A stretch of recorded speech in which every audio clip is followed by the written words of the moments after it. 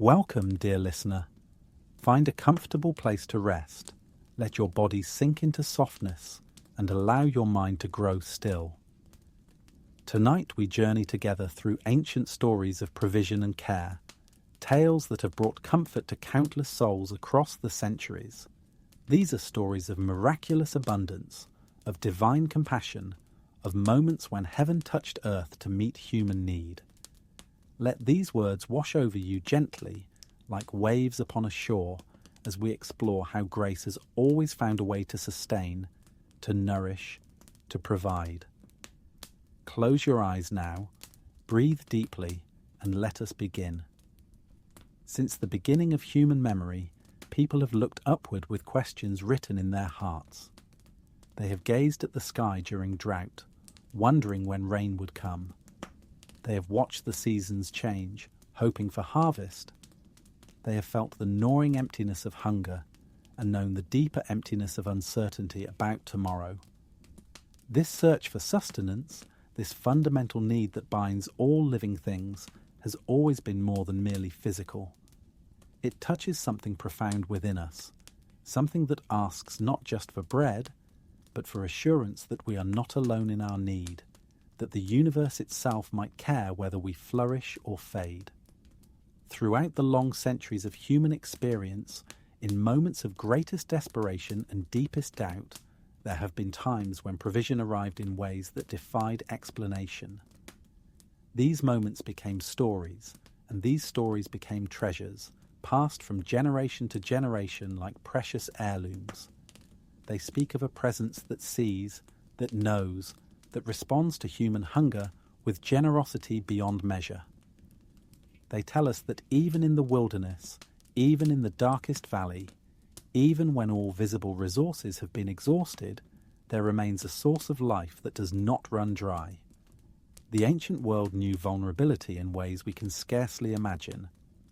There were no grocery stores to visit, no global supply chains to ensure that food travelled from distant lands to nearby tables. Communities lived and died by the success of their harvests. A failed crop meant famine. A prolonged drought meant death. People understood their dependence on forces beyond their control, on the rain and sun, on the fertility of soil, on the mercy of circumstance. This awareness created a particular kind of spirituality, one rooted in the daily recognition that life itself was a gift, renewed each morning, never to be taken for granted. In such a world, stories of miraculous provision carried enormous weight. They were not mere entertainment or religious instruction. They were testimonies of hope, evidence that the great powers governing existence had compassion, that prayers spoken into the void might actually be heard and answered. These stories gave people courage to face another day of uncertainty, to plant seeds even when drought seemed likely, to continue forward even when the path ahead looked barren and impossible. The narratives we explore tonight come from a time when a nation was being born in the most unlikely of circumstances. This was not a nation formed through conquest of fertile territory or inheritance of established cities. It was a nation forged in wilderness, shaped in scarcity, defined by its utter dependence on divine provision.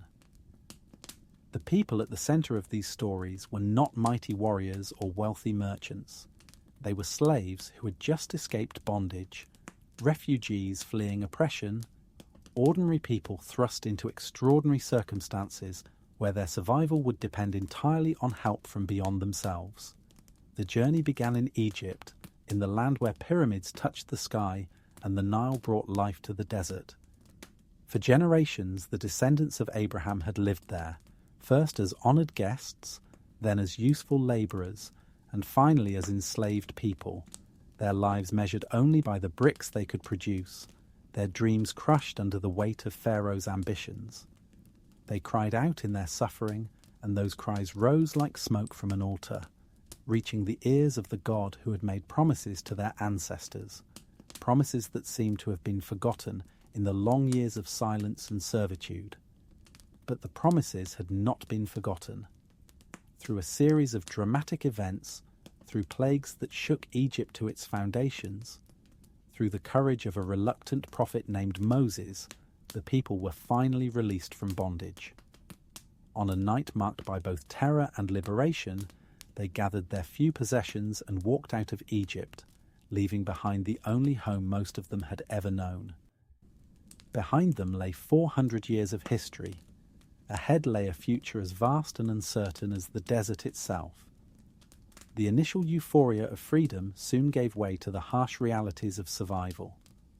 The multitude that left Egypt was enormous, perhaps 2 million souls counting men, women, children, and the elderly. Imagine the logistics of such a movement. This was not an organized army with supply lines and provisions. This was a displaced population, carrying what they could, driving their livestock before them, following a pillar of cloud by day and fire by night into lands that offered no obvious means of support. They travelled through the wilderness toward the sea, and when Pharaoh's heart hardened once more and his army pursued them, they found themselves trapped between the water and their approaching enemies. In that moment of absolute desperation, the sea itself opened before them, waters standing up like walls on either side while they crossed on dry ground. It was a salvation beyond imagination, a deliverance that would be remembered and recounted for thousands of years. But deliverance from Egypt was only the beginning. Now they faced the question of how to live in the wilderness, how to feed this multitude in a land that offered little more than sand and stone. 3 days into the wilderness, the water they carried had run out. The place they came to had water, but it was bitter, undrinkable. The people's complaints rose up, and Moses cried out to the Lord. He was shown a piece of wood, and when he threw it into the water, the bitterness became sweet. They drank deeply and moved on, but this was only a preview of the challenges ahead. Water could sometimes be found or miraculously provided, but food was another matter entirely. The bread they had brought from Egypt would not last forever.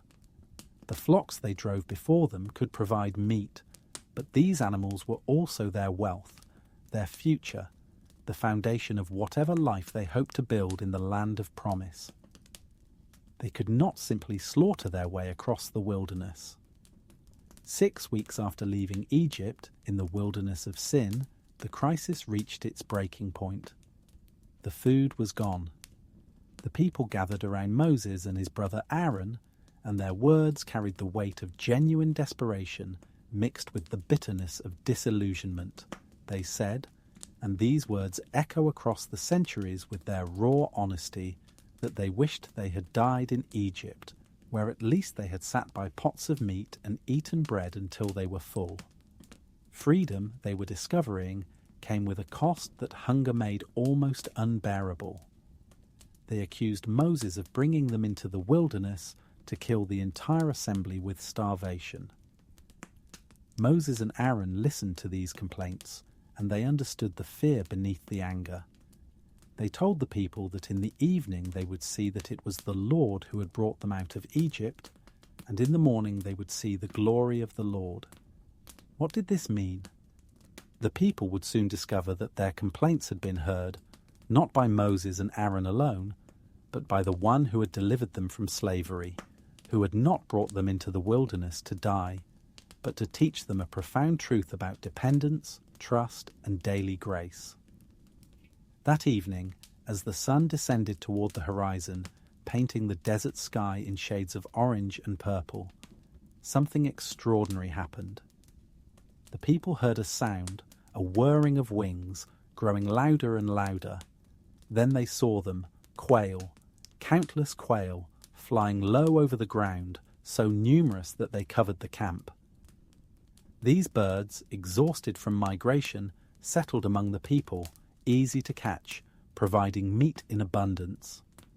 The people gathered them, and that night they ate until they were satisfied, the taste of meat blessing their tongues after weeks of dwindling rations. But the greater miracle was yet to come. When morning arrived and the dew lifted from the ground, there was something lying on the desert surface, something no one had ever seen before. It was fine, flaky, white like frost, covering the ground around the camp. The people looked at it in wonder and confusion, asking each other, "What is it?" Indeed, that question would become its name, for in their language, man-hu meant, "What is it?" And this substance would forever after be called manna. Moses told them this was the bread the Lord had given them to eat, and he gave them specific instructions. Each person was to gather as much as they needed, about an omer per person, enough for their household. Some gathered more, some less, but when they measured it out, everyone had exactly what they needed. Those who had gathered much had nothing left over, and those who had gathered little had no lack. It was as if the substance itself adjusted to ensure fairness, to ensure that everyone's need was met equally. Moses warned them not to keep any of it until morning, but some did not listen, perhaps out of anxiety about the future, perhaps from a hoarding instinct developed during years of scarcity in Egypt.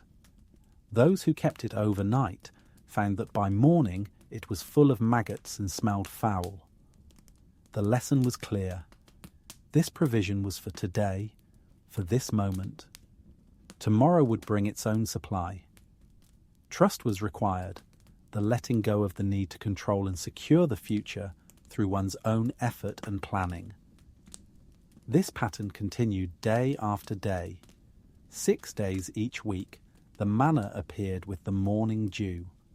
The people would go out and gather, some early, some later, but always before the sun grew hot, for when the sun climbed high, the manna would melt away. They ground it in mills or beat it in mortars, then boiled it or made it into cakes. The taste, they said, was like wafers made with honey, a subtle sweetness that satisfied without overwhelming. It was sustenance, but it was also more than that. It was a daily reminder of divine presence, a tangible sign that they had not been abandoned in the wilderness. On the 6th day of each week, they were instructed to gather twice as much, for the 7th day was to be a day of rest, a Sabbath holy to the Lord. On that day, no manna would appear. Some, testing the boundaries, went out on the 7th day to gather and found nothing. But the double portion gathered on the 6th day, unlike on other days, did not spoil overnight. It remained fresh, perfectly preserved, enough to carry them through the day of rest. Even the pattern of provision taught them something about rhythm, about the balance between work and rest, about trusting that rest itself was a gift, not a luxury they could not afford. The manna continued for 40 years. Through all the wandering in the wilderness, through the long period of waiting and formation, through the time of testing and growth that transformed a mass of freed slaves into a nation, the bread from heaven appeared each morning. 40 years of daily provision. 40 years of waking up to find that yesterday's trust had been vindicated, that today's need would also be met. 40 years of learning to live in dependence, to receive each day as a gift, to recognize that life itself comes from beyond our own efforts and schemes. Can you imagine it? An entire generation that never knew the anxiety of wondering where food would come from. They knew many anxieties, certainly. They faced enemies, diseases, doubts and conflicts. But the basic question of daily bread was answered before it could even be asked. Each morning brought its gift, regular as sunrise, reliable as the rotation of the earth. They ate angels' food, as later poets would call it, bread from heaven, grain of the mighty. They ate food that no field had produced, bread that no oven had baked, sustenance that came directly from the hand of the one who gives all life. The spiritual significance of this daily miracle was not lost on those who experienced it, or on those who heard the story in later generations. This was not just about physical hunger. It was about learning a way of being in the world, a posture of receptivity and gratitude. The manna taught that provision is ultimately grace, that all we have comes as gift, that anxiety about tomorrow is an invitation to trust rather than a call to frantic accumulation. The lesson was carved into the rhythm of their days. Gather what you need, trust for tomorrow, rest when it is time to rest. Of course, human nature being what it is, even such clear provision did not eliminate complaining. After months and years of eating the same food, some grew tired of it. They began to long for variety, for the foods they had known in Egypt. They remembered the fish they ate freely there, the cucumbers and melons, the leeks and onions and garlic. They looked at the manna and said, "There is nothing at all except this manna before our eyes." Their craving became intense, and they wept again. In response to this new complaint, the Lord told Moses that the people would have meat, not just for a day or two, but for a whole month, until it came out of their nostrils and became loathsome to them. How could this be, Moses wondered, in the middle of the wilderness? But then a wind went out from the Lord and brought quail from the sea, letting them fall near the camp, about a day's journey on either side, and piled up about 3 feet deep on the ground. The people went out and gathered quail all that day and night and all the next day, gathering in abundance, spreading them out around the camp. But while the meat was still between their teeth, before it was consumed, the Lord's anger burned against those who had craved so selfishly, and a plague struck down many. The place was named Kibroth Hattava, which means graves of craving, a somber reminder that provision is to be received with gratitude, that endless appetite, ungoverned desire, leads not to satisfaction, but to spiritual death. The lesson was complex. God provides generously, even abundantly, but the posture of constant dissatisfaction, of never being content, of always wanting more or different, corrupts the gift itself. The story of provision in the wilderness continued with many other incidents. There were times when water burst from rocks at Moses' strike. There were times when specific needs were met in specific ways. Each instance another testimony to the truth that the wilderness, barren as it appeared, was actually a place where divine presence was remarkably close, where the invisible hand of providence was made visible in daily miracles. As the years passed in the wilderness, these experiences shaped the identity of the people. They were becoming a nation defined not by the land they possessed, for they had none, not by the power they wielded, for they were relatively weak, but by their unique relationship with the God who provided for them. Their songs and prayers reflected this reality. They sang of the Lord as shepherd, of green pastures and still waters, of a table prepared in the presence of enemies, of cups overflowing with blessing. These were not abstract theological concepts. They were descriptions of lived experience, of days spent in the wilderness sustained by miraculous provision. When finally, 40 years after leaving Egypt, a new generation stood on the border of the Promised Land, ready to cross the Jordan River and take possession of the inheritance pledged to their ancestors, the manna stopped. It ceased on the very day they ate the produce of the land, the grain and fruit of Canaan. The long miracle was complete. It had served its purpose, teaching a generation to trust, to depend, to recognize that every good gift comes from above. Now they would eat the fruit of their own labor in the land, but they would never forget that even the fertility of the land, even the success of their planting and harvesting, was ultimately gift, ultimately provision from the same source that had fed them in the wilderness. The memory of the manna lived on, treasured as the defining experience of God's faithfulness. Moses commanded that an omer of manna be kept in a jar and placed before the testimony, to be kept throughout all generations, so that future children could see the bread with which the Lord fed their ancestors in the wilderness. This jar, tradition held, was eventually placed in the Ark of the Covenant itself, that most sacred object, alongside the tablets of the law and Aaron's staff that had budded. The message was clear. The law was important, the priesthood was important, but equally important was the memory of daily provision, of grace given freely, of needs met in impossible circumstances.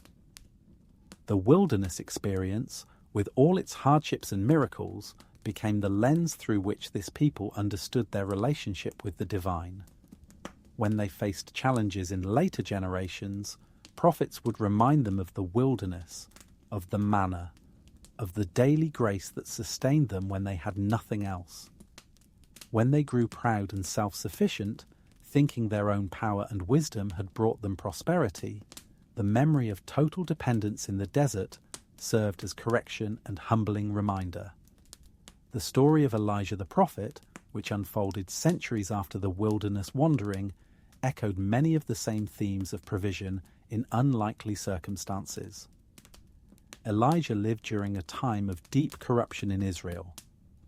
King Ahab and his wife Jezebel had led the nation into the worship of false gods, particularly Baal, a deity associated with storms and fertility. The true prophets were being hunted down and killed. Idolatry and injustice had become the norm rather than the exception. In this context, Elijah appeared before King Ahab with a bold pronouncement. He declared that as the Lord God of Israel lived, there would be neither dew nor rain in the coming years, except at his word. This was a direct challenge to Baal, supposedly the god of weather and storms. If Baal were real and powerful, surely he could bring rain. But the heavens closed and the drought began, a drought that would last 3.5 years, bringing suffering to the entire land. Having delivered this message, Elijah knew he was in danger. Ahab and Jezebel would seek his life, either in anger at his prophecy or in hope that killing him might break the drought. So the word of the Lord came to Elijah, telling him to leave, to turn eastward and hide himself by the brook Cherith, which flows into the Jordan. There he would drink from the brook, and God promised that he had commanded the ravens to feed him there. Elijah obeyed, going to this remote location where he would be safe from the king's search. The brook provided water, but water alone cannot sustain life. A person needs food, and in that isolated place there were no fields to glean, no nearby village where he could buy bread, no human source of provision at all. Yet God had given a promise, and the promise was kept in the most unusual way imaginable. Each morning and each evening, ravens came to Elijah, carrying bread and meat in their beaks. These birds, often associated with death and decay, birds that scavenge and eat carrion, became the instruments of divine care. They brought fresh bread and good meat, twice a day, regular as clockwork, a daily miracle that sustained the prophet while he hid from those who sought his life. Consider the strangeness and wonder of this provision. Ravens are not domestic animals that can be trained to perform tasks. They are wild creatures following their own instincts, living their own lives. Yet somehow, twice daily, they came to Elijah with food. Where did they get the bread? Where did the meat come from? The text does not explain, and perhaps that is the point. The mechanism of provision is less important than the reality of it. God can use anything, anyone, any means to care for those who serve him. Even ravens, unclean birds according to the law, could become agents of grace. Elijah sat by the brook day after day, drinking its water, eating the food the ravens brought, alone with his thoughts and his God. It must have been a strange existence, this radical isolation and dependence. He had no control over his situation. He could not make the ravens come if they decided not to. He could not make the brook flow if it chose to dry up. He was utterly at the mercy of forces beyond himself. Yet paradoxically, in this vulnerable place, he was perfectly provided for. His needs were met with precision, nothing excessive, nothing lacking.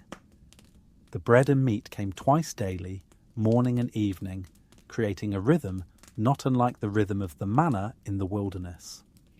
The message was similar. Trust for today. Receive what comes.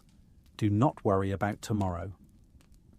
Elijah was learning, in that hidden place, the same lessons his ancestors had learned centuries before. Provision is not about human effort or planning, though these have their place. At the deepest level, provision is about relationship, about trust, about recognizing that life itself flows from a source beyond us. Time passed, and the drought continued. Eventually, the brook itself dried up, for no rain was falling anywhere in the land. Elijah could no longer stay there. But before anxiety could take root, before the prophet could wonder what would happen now, the word of the Lord came to him again. He was to go to Zarephath, a town in Sidon, outside of Israel, in the very territory where Baal worship was strongest. There, God told him, a widow had been commanded to provide for him. Elijah travelled to Zarephath, and when he arrived at the town gate, he saw a widow gathering sticks. He called to her and asked for a little water in a jar so he could have a drink. As she was going to get it, he called after her, asking her to bring him a piece of bread as well. Her response revealed the desperate situation she was in, a situation that made Elijah's request seem almost cruel. She said, and her words trembled with the finality of despair, "As surely as the Lord your God lives, I don't have any bread, only a handful of flour in a jar and a little olive oil in a jug. I am gathering a few sticks to take home and make a meal for myself and my son, that we may eat it and die." Read those last words again. That we may eat it and die. This was not hyperbole or melodrama. This woman had reached the absolute end of her resources. The drought had devastated the region. Food was scarce, prices were impossibly high for those who had anything to sell at all, and she had nothing left except this final meal's worth of ingredients. She was preparing to feed her son one last time, then wait for death to claim them both. The sticks she gathered would cook the bread that would be their farewell to life. Into this scene of ultimate scarcity, Elijah spoke words that must have seemed insane. "Don't be afraid," he said. "Go home and do as you have said. But first make a small loaf of bread for me from what you have and bring it to me, and then make something for yourself and your son. For this is what the Lord, the God of Israel, says. The jar of flour will not be used up, and the jug of oil will not run dry until the day the Lord sends rain on the land." Think about what he was asking. This woman was down to her last meal, planning to feed her child and then die, and this stranger was asking her to give him the first portion, to trust that somehow, impossibly, the flour and oil would not run out. Everything in her circumstances screamed that this was foolishness. The rational thing to do was to send him away, to use what little she had for her own child, to at least have the consolation of feeding her son one last time before the end came. But something in Elijah's words, some quality of authority, or perhaps some desperate spark of hope in her own heart, moved her to obey. She went home and did as Elijah had told her. She made a small loaf from her handful of flour and her drizzle of oil, and she brought it to the prophet. Then she returned to her jar and her jug, expecting to find them empty, expecting to face the reality that she had given away her son's last meal to a stranger. But the jar was not empty. The jug was not dry. There was flour enough for another small loaf. There was oil enough for another mixing. She made bread for herself and her son, and they ate, and it was good, and they were satisfied. The next day, impossibly, there was still flour in the jar, still oil in the jug. Not much, never an abundance that would make them wealthy or allow them to feed the whole town, but enough. All was enough.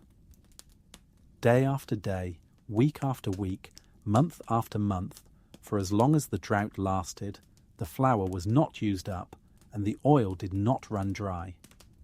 Imagine living this reality. Each day you reach into the jar and there is flour, just enough for today. Each day you tip the jug and oil pours out, just enough for today. You never know if tomorrow will bring the same miracle. There is never enough to feel secure, never enough to stop trusting, but always enough to be sustained. It is the manna principle again, appearing in a different form. It is the raven principle, provision coming from an impossible source through impossible means. The widow's home became a place of refuge for Elijah, a place where the prophet could stay safely away from Ahab's reach, and where the woman and her son could survive the devastating drought. 3 different lives were sustained by this quiet, ongoing miracle. The flour and oil became a testimony, a daily reminder that the God of Israel, unlike Baal, truly had power over life and death, truly cared for the vulnerable, truly could provide in impossible circumstances. This story would have resonated deeply with anyone who heard it, but especially with the poor, the vulnerable, the widows and orphans who lived always on the edge of disaster. It told them that their poverty did not place them beyond the reach of divine care, that their lack of resources did not mean they lacked value or attention in the eyes of heaven. A widow in a foreign land, not even part of the covenant community of Israel, was chosen to be the instrument and recipient of a miracle. Her willingness to share from her desperate scarcity, to trust in the word of a prophet, even when circumstances screamed against it, transformed her situation completely. The story also revealed something about the nature of provision itself. The miracle was not a one-time intervention. It was not a dramatic sudden appearance of wealth that would solve all problems permanently. It was daily, ongoing, requiring daily trust. The widow could not harvest her jar once and for all and store up security for the future. She had to return to it each day, not knowing for certain if the miracle would continue, living in a tension between faith and fear, between trust and anxiety. Yet each day, faithfulness was rewarded.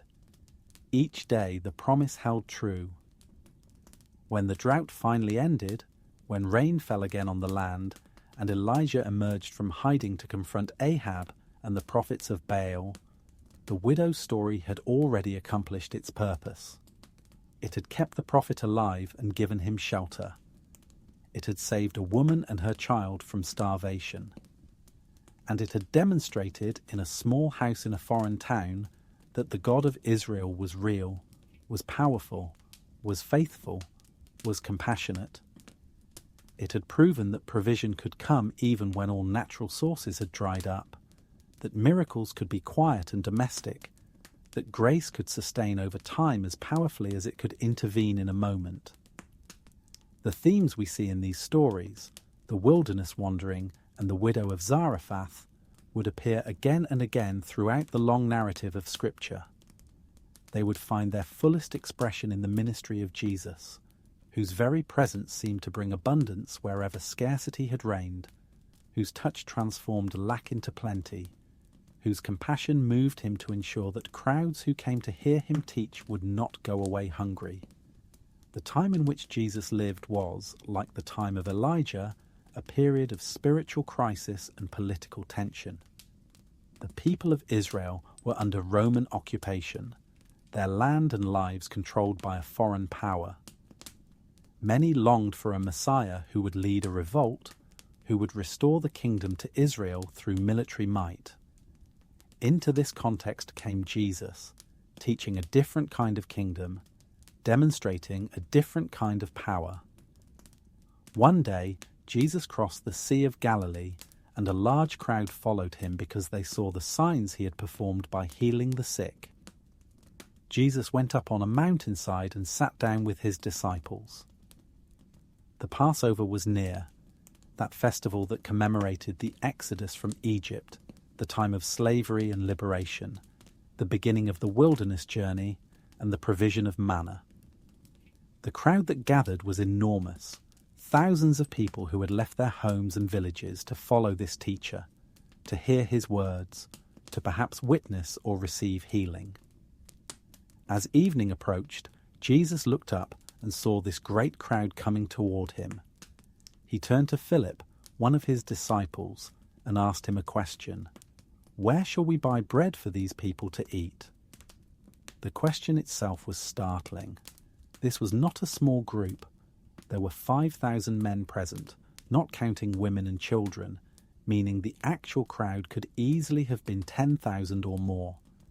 To feed such a multitude would require enormous resources, a small fortune in bread alone. The text tells us that Jesus asked this question to test Philip, because Jesus himself already knew what he was going to do. Philip did his calculations quickly and responded with the obvious impossibility. It would take more than half a year's wages to buy enough bread for each one to have a bite. Even if they had the money, which they didn't, even if there were bakeries nearby, which there weren't, the task was absurd. There was no way to feed this crowd in this remote location.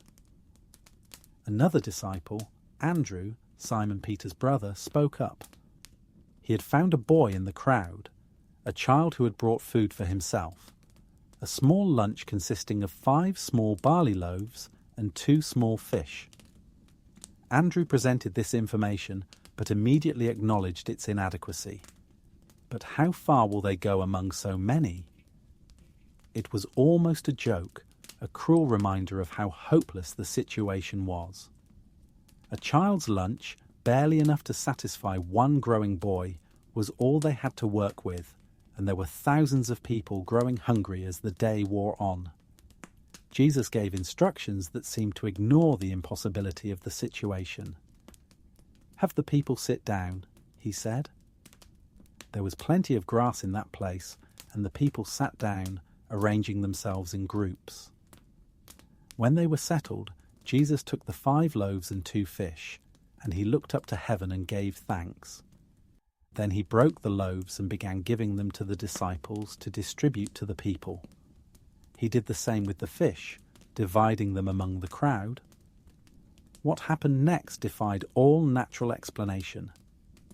As the disciples distributed the bread and fish, there was always more.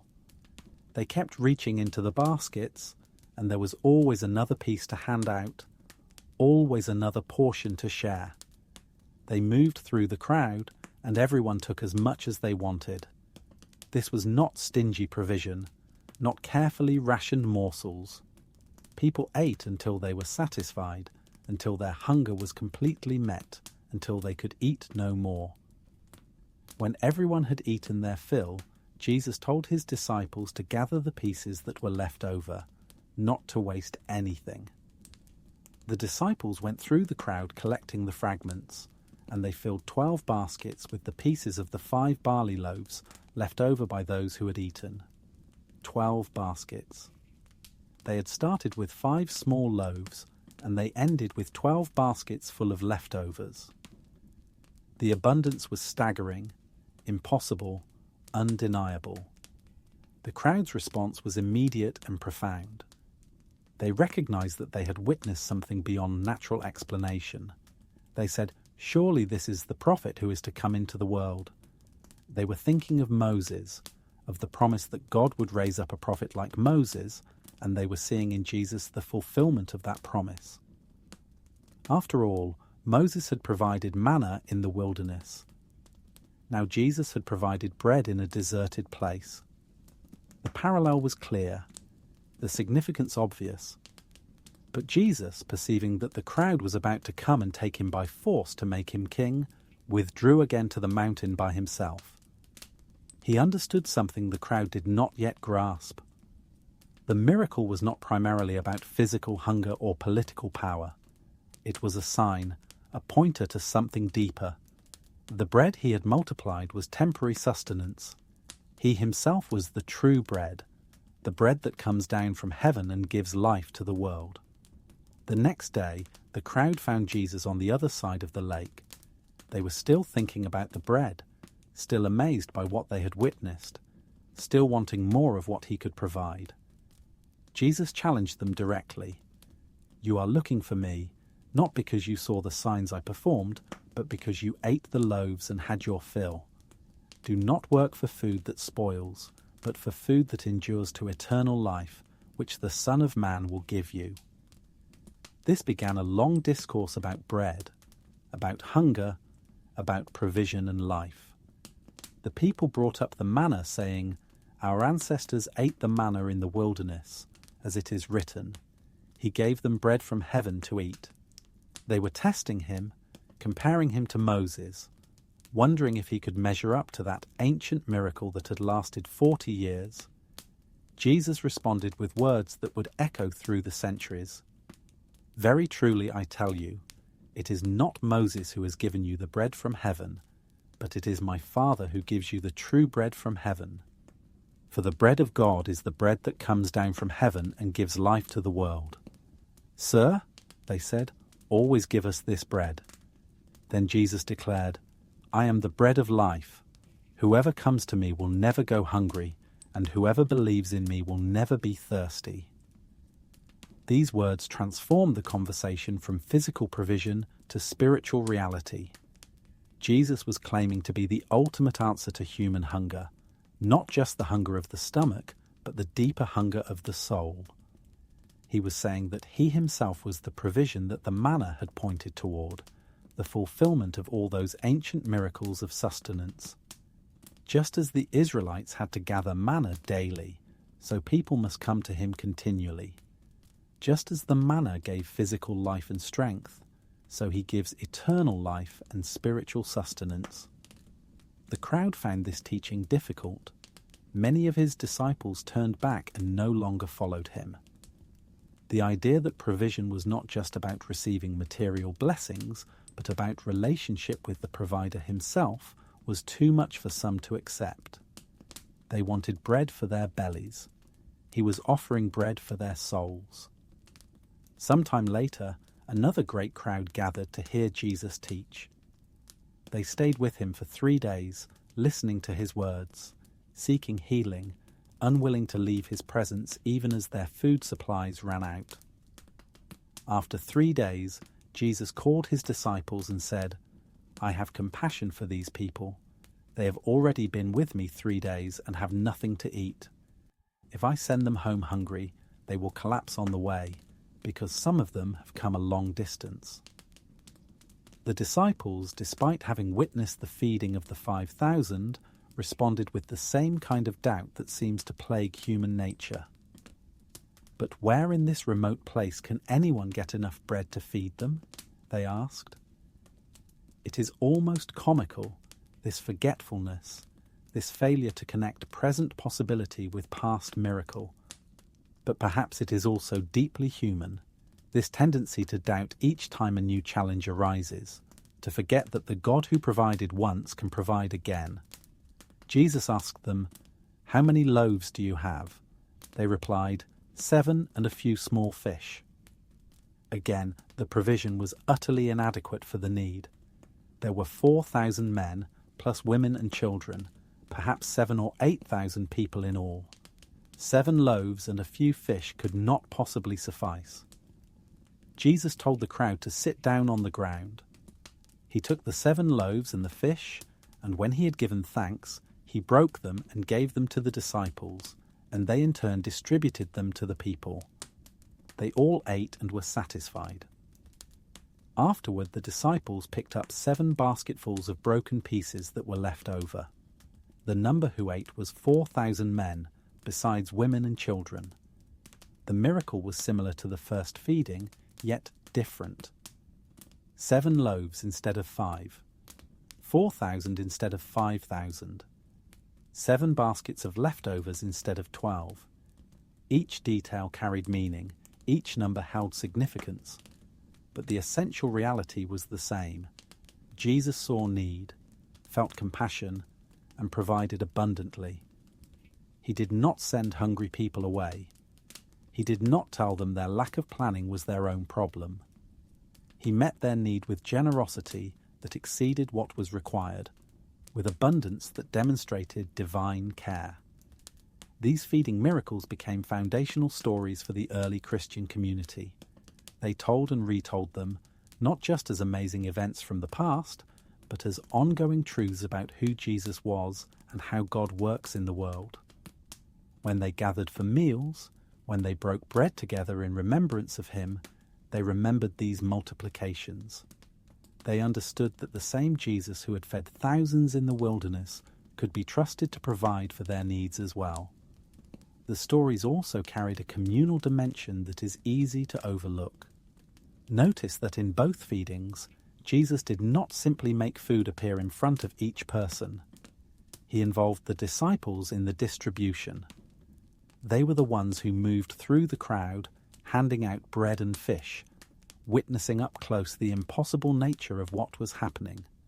Their hands distributed food that should not have existed, that multiplied through the very act of sharing. This pattern suggests something profound about how divine provision often works. It comes through human hands, through acts of sharing and distribution, through community. The boy who provided the initial 5 loaves and 2 fish was part of the miracle. The disciples who distributed the food were part of the miracle. The people who sat down in organized groups, who received what was given and passed it along to others, were part of the miracle.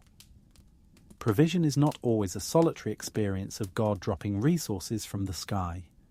Often it flows through relationships, through acts of generosity, through communities that share what they have and discover that sharing creates abundance. There was one more miracle of provision in Jesus' ministry that carried its own unique significance, one that happened at the very beginning of his public work, before the crowds grew large, before the healings and teachings made him famous throughout the region. This miracle took place at a wedding in the small village of Cana in Galilee. Weddings in that culture were major celebrations that could last a week or more. The families involved would save for years to provide hospitality worthy of the occasion. It was a matter of honour to ensure that guests were well fed and that wine flowed freely. To run out of wine during a wedding feast was a social disaster, a shame that would be remembered and spoken about for years.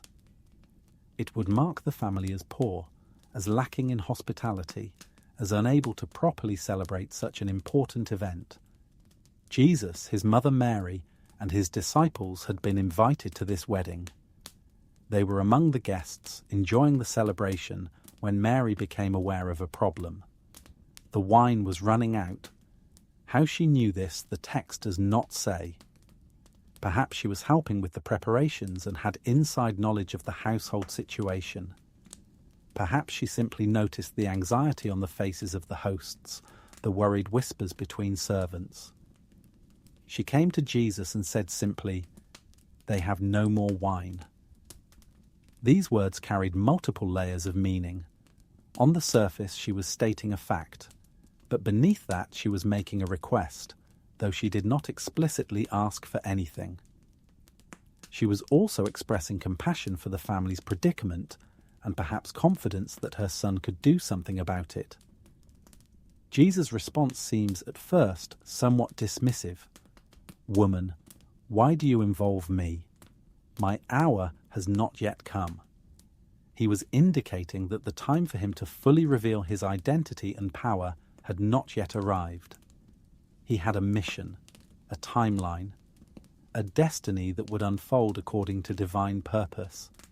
And this was not yet the moment for grand public displays.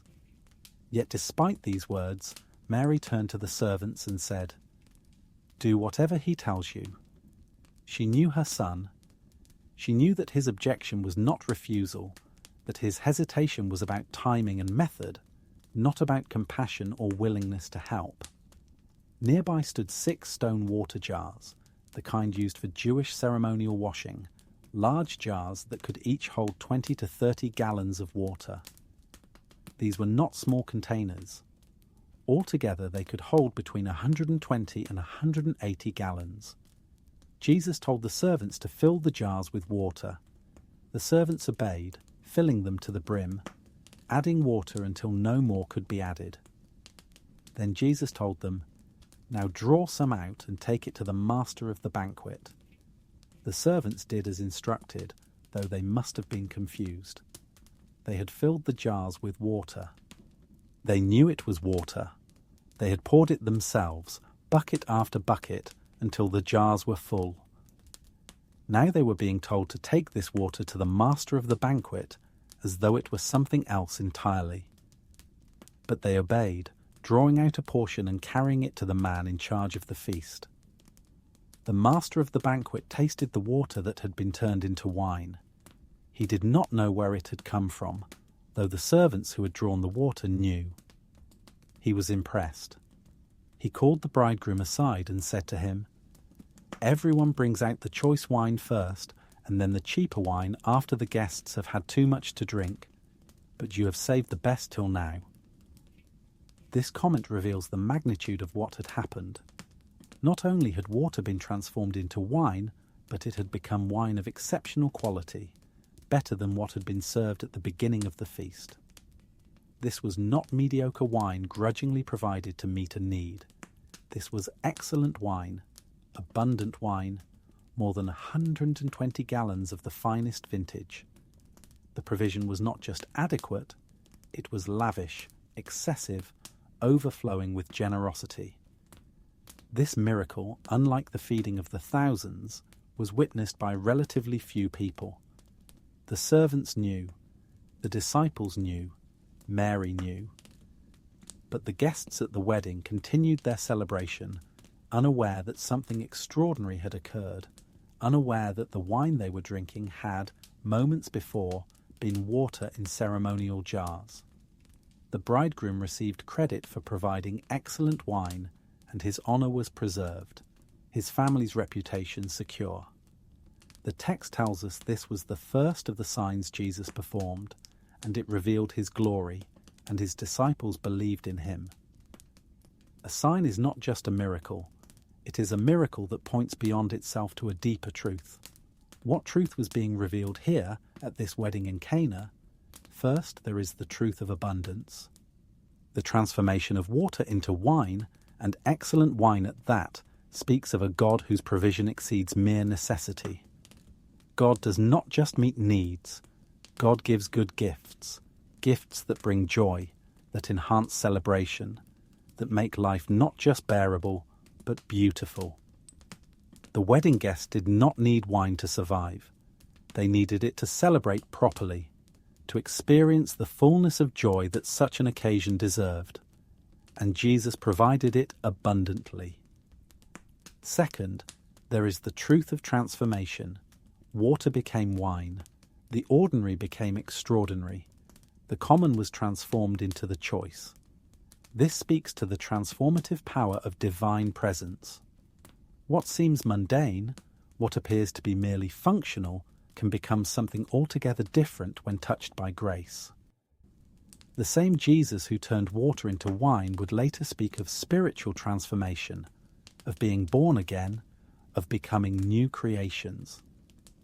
The physical miracle at Cana was a sign of spiritual reality. Third, there is the truth of joy. Wine in Scripture often symbolizes joy and celebration. The psalmist speaks of wine that gladdens the heart. The prophets speak of wine flowing freely as a sign of God's blessing. By providing wine, and by making his first public sign happen at a wedding, Jesus was declaring that the kingdom of God is not about grim austerity or joyless duty.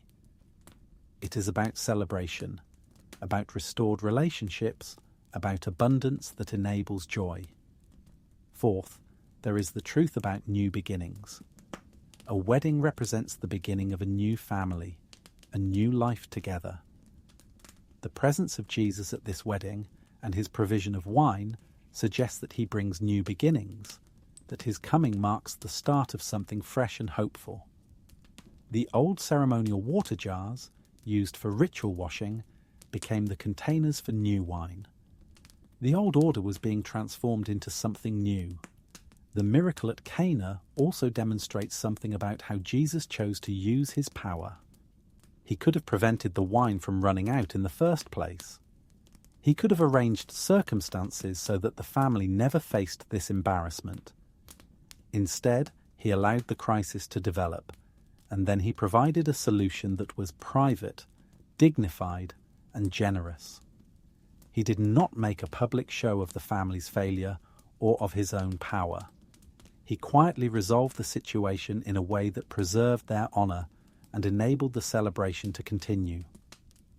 This pattern of quiet, dignified provision appears throughout the miracles we have explored. The manna came daily, reliably, without fanfare. The ravens brought food to Elijah twice a day in a remote location where no one else could witness it. The widow's flour and oil replenished themselves day after day in the privacy of her home. Even the feeding of the thousands, though public, was done in a way that emphasized communal sharing and distribution rather than spectacular display. There is something important in this pattern. Provision in these stories is not about showing off divine power or putting recipients in their place by overwhelming them with charity.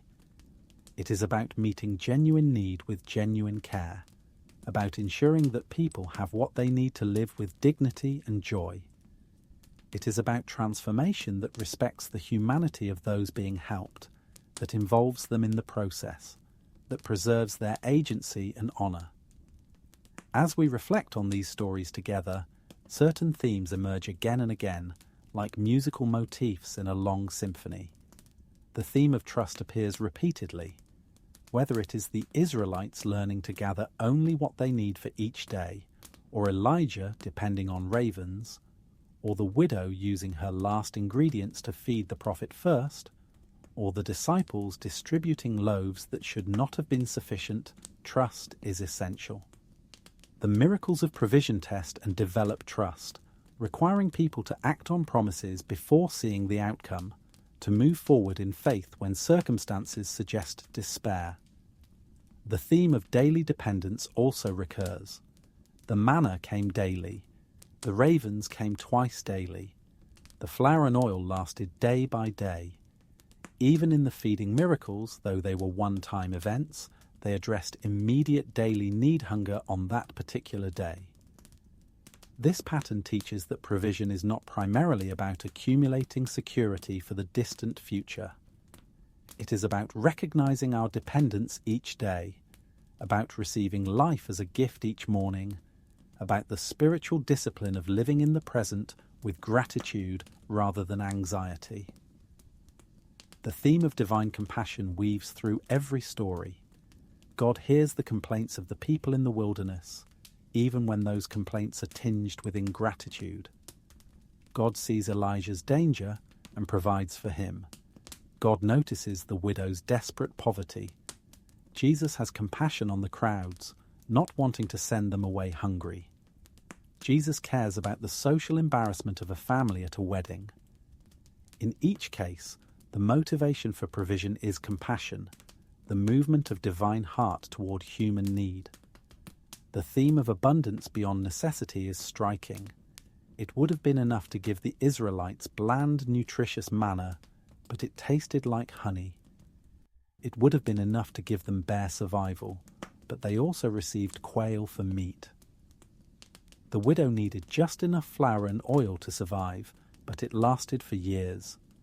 The crowds needed to be fed, but there were baskets of leftovers. The wedding needed wine, but they received 120 gallons of the finest quality. God's provision consistently exceeds what is minimally necessary, demonstrating that divine care is generous, that life is meant to include joy and celebration, not just grim survival. The theme of transformation appears as well. Water becomes wine. A handful of flour becomes daily sufficiency for years. 5 loaves become enough for thousands. A boy's small lunch becomes abundant provision. Ravens, creatures associated with death, become bringers of life. In each case, the ordinary is transformed into the extraordinary. The insufficient becomes sufficient. The impossible becomes reality. There is also the theme of community and sharing. The miracles often involve people sharing what they have, even when it seems insufficient. The boy shares his lunch. The widow shares her last meal. The disciples distribute the bread. Provision flows through acts of generosity and sharing, suggesting that God's way of caring for people often involves people caring for each other, that the miracle happens in the giving and receiving, in the community that forms around shared resources. Another theme is that of rest and rhythm. The manna established a 6-day pattern with rest on the 7th day. This built rest into the very structure of provision, teaching that Sabbath is not a luxury but a necessity, that even gathering food should have its limits, that human life requires rhythm and respite. The miracles honoured this rhythm, provision being given in ways that allowed for and even required rest. The theme of memory and testimony also runs through these stories. The jar of manna was kept for future generations. The stories themselves were told and retold, becoming part of the collective memory of the people.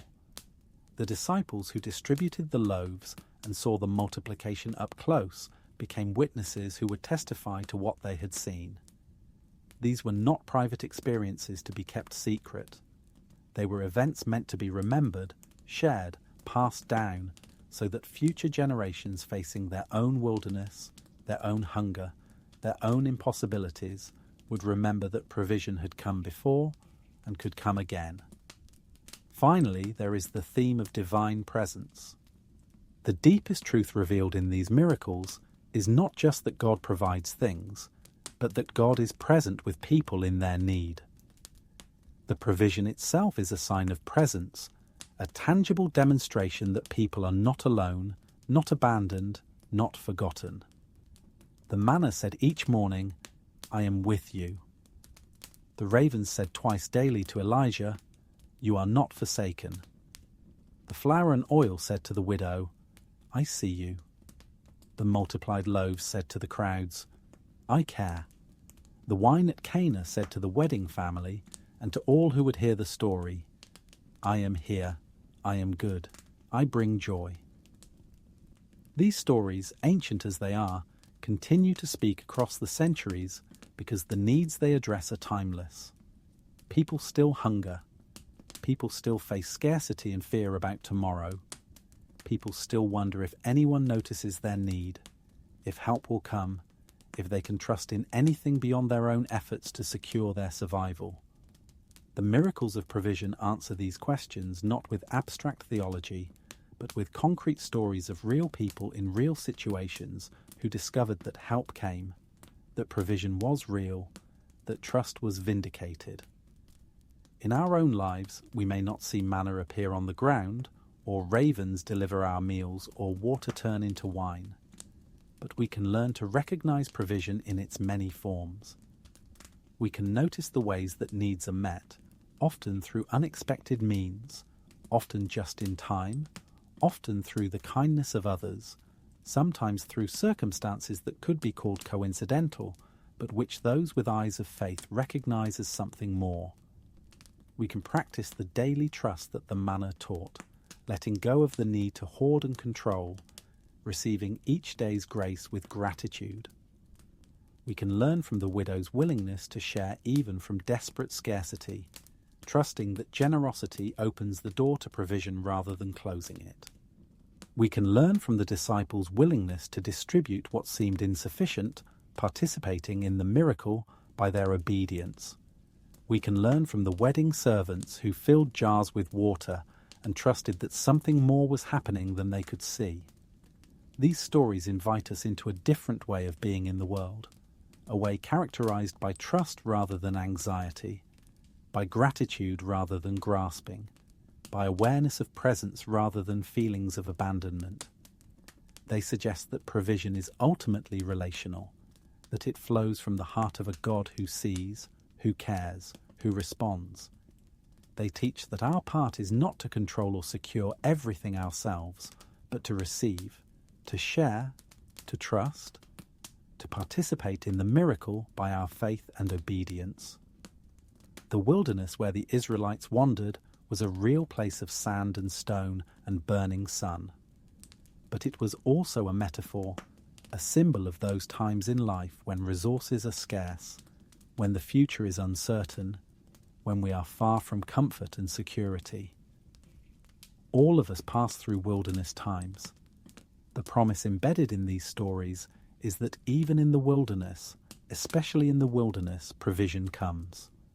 The wilderness is not a place of abandonment, it is a place of encounter, a place where dependence on divine provision becomes most clear, where daily bread becomes daily grace. Elijah's experience by the brook and in the widow's house shows that provision can come in seasons of hiding, in times when we must withdraw from normal life, when circumstances force us into isolation or limitation. The ravens came to the hidden place. The flower multiplied in the small house.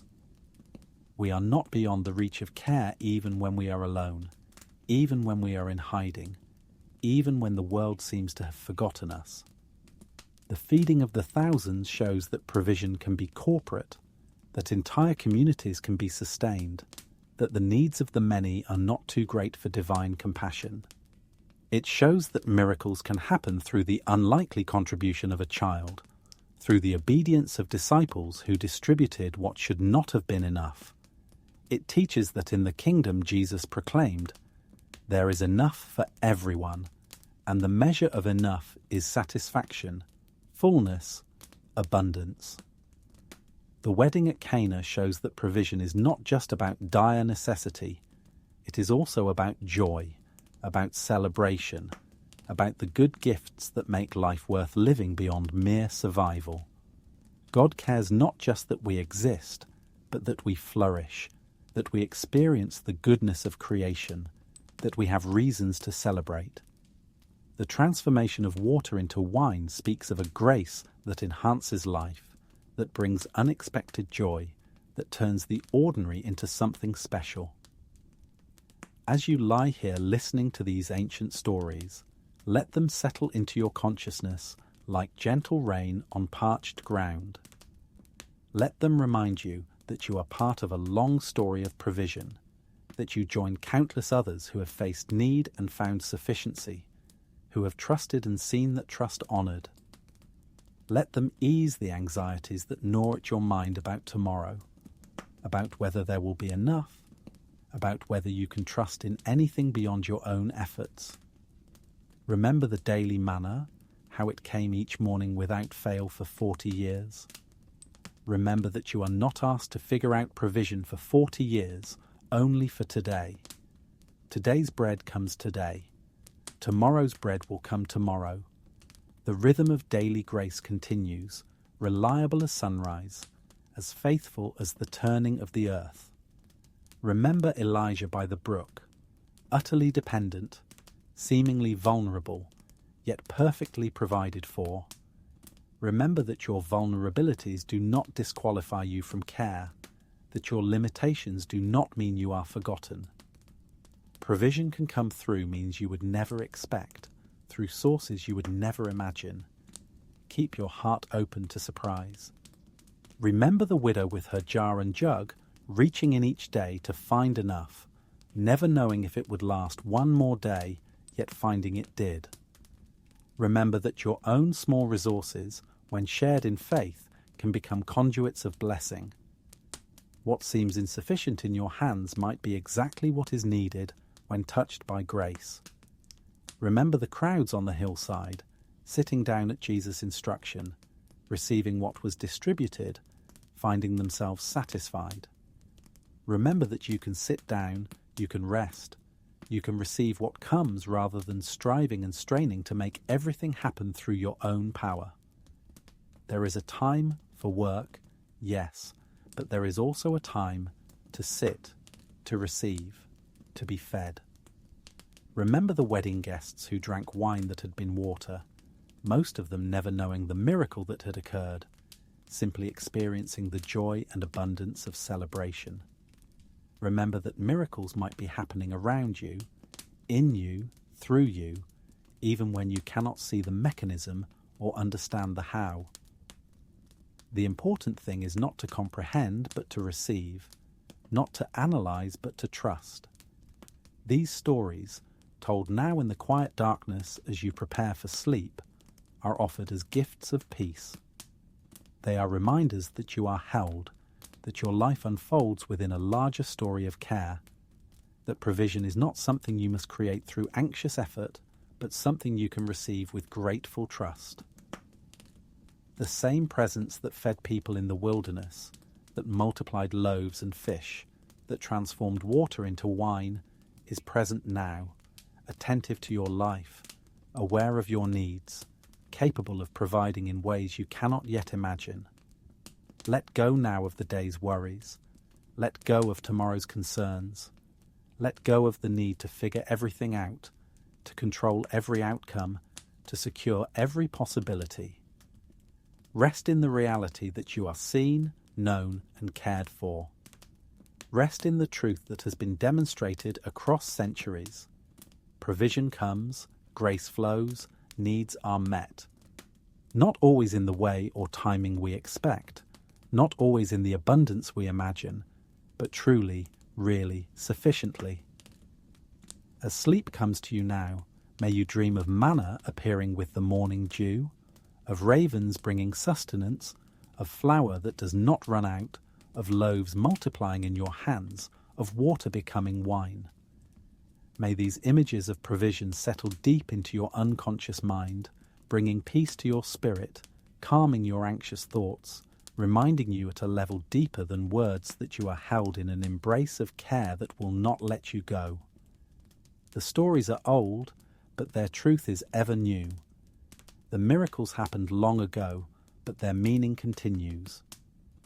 Provision came then. Provision comes now. Provision will come tomorrow. This is the promise whispered through these ancient tales. This is the assurance they offer. This is the peace they bring. Rest now in that peace. Let it surround you like the darkness surrounds you now, like silence holds sound. Like sleep will soon hold your waking consciousness. You are safe. You are cared for. You are provided for. All is well. All shall be well. Rest now and sleep deeply, held in the arms of grace that have never failed, that will never fail, that even now are preparing tomorrow's bread, tomorrow's provision, tomorrow's grace. The wilderness will bloom, the jar will not empty, the loaves will multiply, the water will become wine. These are not just old stories, they are eternal truths, working themselves out in your life even now, in ways you will discover with each new morning, in ways you will taste and see and know. When we step back and consider the full sweep of these narratives of provision, we begin to see patterns that illuminate not just ancient history, but present reality. Each story, while complete in itself, also connects to the others, forming a tapestry that reveals something essential about the nature of divine care and human existence. The thread that runs through all of them is the fundamental reality of human need and the faithful response of a God who sees that need and meets it. The wilderness experience of the Israelites was formative not just for that generation, but for all who came after. It established a paradigm, a way of understanding the relationship between God and people. The wilderness was a place of testing, yes, but also a place of intimate provision. There, stripped of the false securities of civilization, unable to rely on their own agriculture or economy, the people learned what it meant to live by grace alone. Every morning's manna was a lesson in dependence. Every evening's quail was a demonstration of compassion. The entire 40-year journey was an extended education in trust. This education was necessary because the people were being prepared for something. They were not wandering aimlessly. They were travelling toward a destination, toward the land that had been promised to their ancestors, a land flowing with milk and honey, a place where they would plant vineyards and build cities and establish a nation. But before they could receive that gift, Before they could enter into abundance, they needed to learn that all provision, whether supernatural manna in the wilderness or natural harvests in the promised land, ultimately comes from the same source. They needed to understand that their security did not rest in land or crops or wealth, but in relationship with the God who gives all good things. The temptation, once they entered the land and began to prosper, would be to forget. It would be to look at their full barns and successful harvests and attribute it all to their own skill and effort. It would be to think that they had moved beyond dependence, that they had graduated from need into self-sufficiency. The memory of the manna was meant to guard against this dangerous illusion.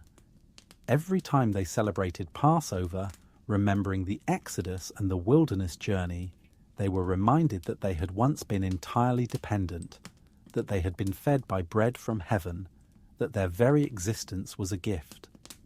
The prophets who came in later generations, when Israel had indeed forgotten these lessons, would call the people back to wilderness spirituality. They would remind them of the early days, the time when Israel was like a bride following her husband into the wilderness, trusting him completely. They would contrast that early faithfulness with the current state of affairs, where the people had become proud, self-reliant, forgetful of the source of their blessings. The wilderness, in prophetic imagination, became not just a place but a spiritual condition, a state of dependence and trust that should characterize God's people always, regardless of their external circumstances. Elijah's experience represented a return to wilderness spirituality in a time of national apostasy, when the entire nation had turned to worshipping Baal, when even the prophets of the Lord were being killed. Elijah had to retreat into wild places, into spaces beyond human control, where survival depended entirely on divine provision. The ravens that fed him were a sign that even in the darkest times, even when human institutions and communities have failed, provision continues. God can provide outside the normal channels, beyond the expected means. The widow of Zarephath added another dimension to this understanding. She was not an Israelite. She lived in Sidon, in Phoenician territory, the very homeland of Jezebel, who had led Israel astray. Yet she was the one chosen to shelter the prophet, and she was the one who experienced the miracle of the flour and oil. This revealed that divine care extends beyond ethnic or religious boundaries, that God sees need wherever it exists, that compassion knows no borders.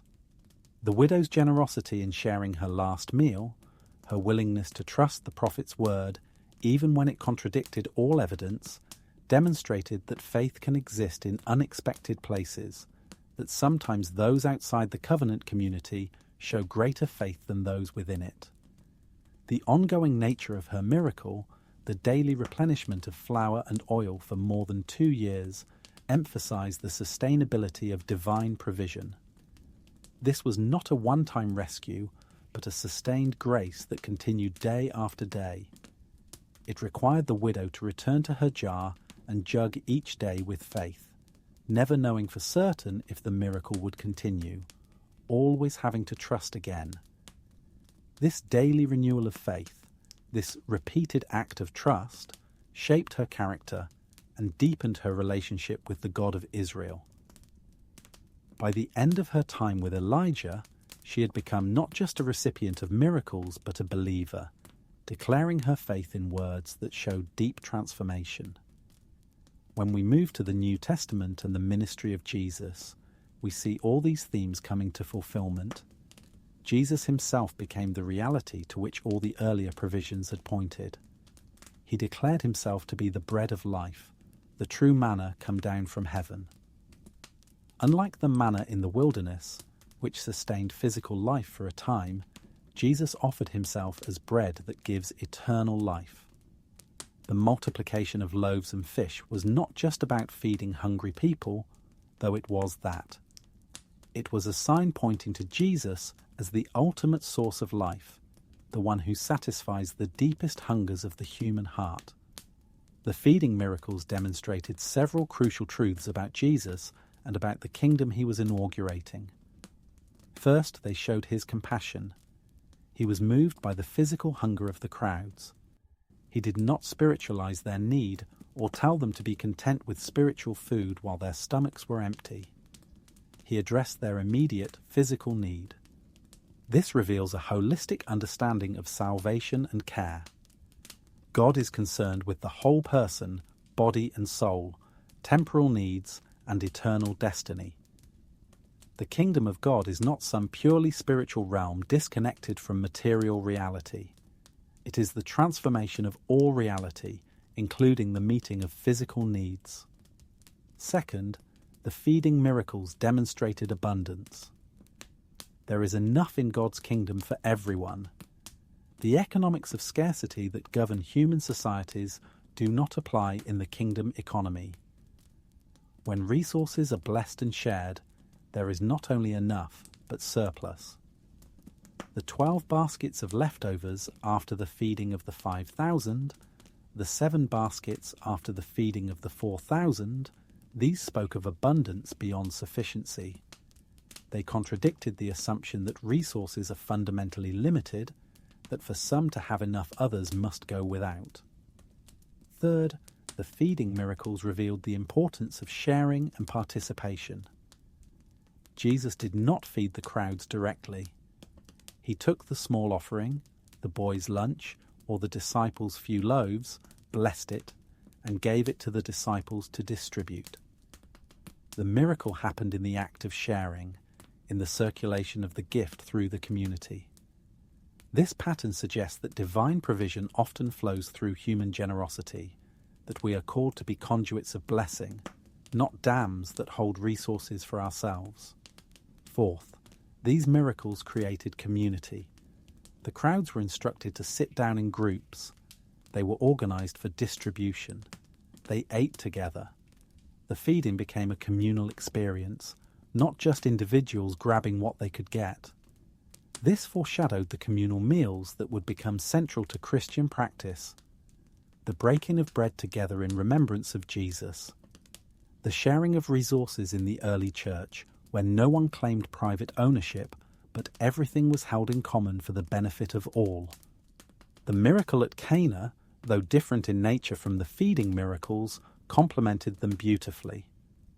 Where the feeding miracles addressed basic need, the wedding miracle addressed joy and celebration.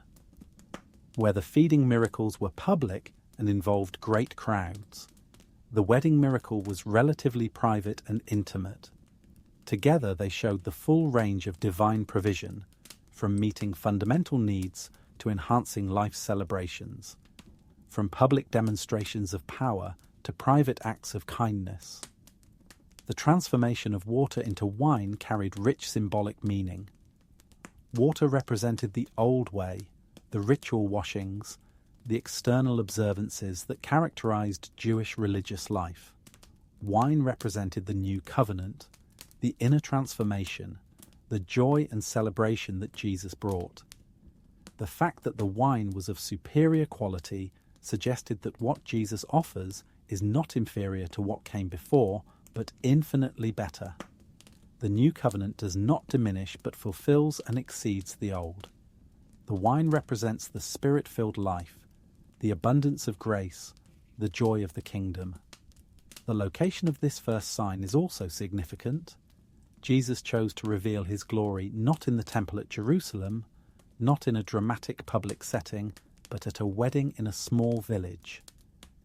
This choice tells us something about his priorities and values. He cares about ordinary people in ordinary circumstances.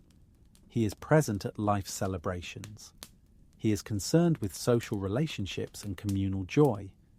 The sacred is not separate from the everyday, but infuses and transforms it. Mary's role in this story is also noteworthy. She brought the need to Jesus. She interceded on behalf of the troubled family. She showed confidence in her son's willingness and ability to help.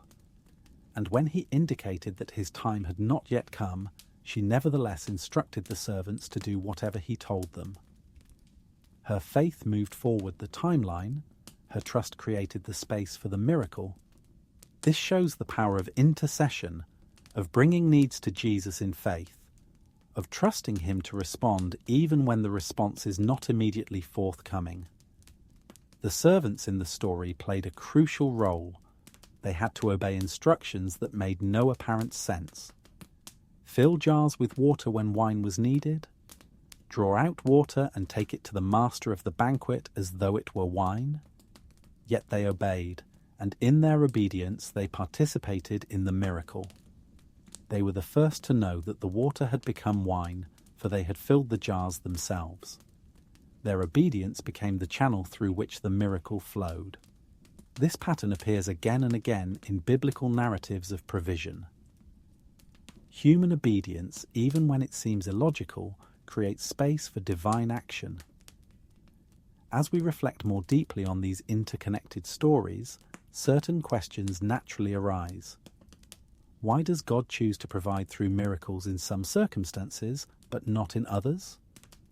Why did the Israelites receive manna while other hungry peoples throughout history did not?